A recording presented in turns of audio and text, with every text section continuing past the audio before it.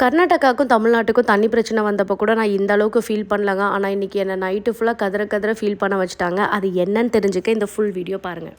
பொதுவாக இந்த மாலில் இருக்க தேட்டருக்கெலாம் நம்ம போனோம் அப்படின்னா கண்டிப்பாக ஃபுட்டு அண்ட் வாட்டர் பாட்டில் வந்து அலோவ் பண்ண மாட்டாங்க. சில தேட்டர்ஸில் வாட்டர் பாட்டில்ஸ் அலோவ் பண்ணுவாங்க. அதுவும் கிட்ஸ் இருந்தால் எக்ஸப்ஷன்லேயே கிடையாது. ஆப்வியஸாக நம்ம கொண்டு போயிடுவோம். இன்றைக்கி வேறு நாங்கள் 3 கிட்ஸை கூட்டிகிட்டு போனோமா, அதனால் 3 வாட்டர் பாட்டில் ஆல்ரெடி எங்களோட பேக் வந்து ஃபுல்லாக இருந்துச்சு. இதில் வேறு என் ஹஸ்பண்ட் தண்ணி பாட்டில் எடுத்துக்கோ நமக்கும் சேர்த்து அப்படின்னு சொன்னார். எவ்வளோ தான் வெயிட் தூக்குறது அப்படின்னு சொல்லிட்டு வேணும்னே மெத்தனமாக போனேன். ஆனால் அங்கே போன உடனே பார்த்தீங்கன்னா இது சம்மர் டைமுங்கிறதே மறந்துட்டேன். நாக்கு வறண்டு ஒரே தண்ணி தாக்கும்.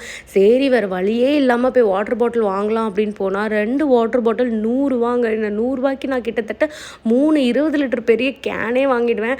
ஆனால் வேறு வழியே இல்லை அப்படிங்கிற பட்சத்தில் ஆப்ஷனே இல்லாமல் வாங்கினோம். அம்பானி ஒய்ஃபு நீதா அம்பானி கிட்ட இருக்கிற அந்த 5 லட்ச ரூபா வாட்டர் பாட்டிலை குடிக்கும்போது என்ன ஃபீல் பண்ணுவாங்களோ அதே ஃபீலிங் தாங்க. இன்றைக்கி அந்த 2 வாட்டர் பாட்டிலை வச்சுட்டு தாக அடிக்கும் போதெல்லாம் சும்மா சொட்டாக தண்ணி குடித்து அந்த மூவி முடிகிற வரைக்கும் நான் அதை வச்சு சமாளித்தேன்.